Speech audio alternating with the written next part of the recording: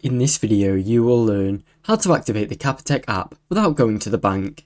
Download the latest Capitec app. Install the official Capitec mobile banking app from your device's app store. This could be the Apple App Store or Google Play Store. Open the app and choose I have a savings account. Launch the app, then select the option to log in with your existing account. Enter your information. Provide your ID number and Capitec saving numbers account when you are prompted to.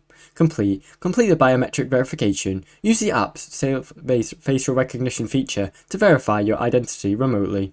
Verify registered email and phone number. Ensure the email and phone number on the account are all verified. This means you allow remote activation from any branch without visiting the branch.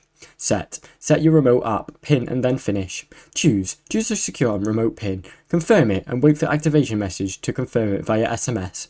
Your Capitec bank app will be ready to use. Now you know how to activate the Capitec app without going to your bank. Thanks for watching. Don't forget to like and subscribe.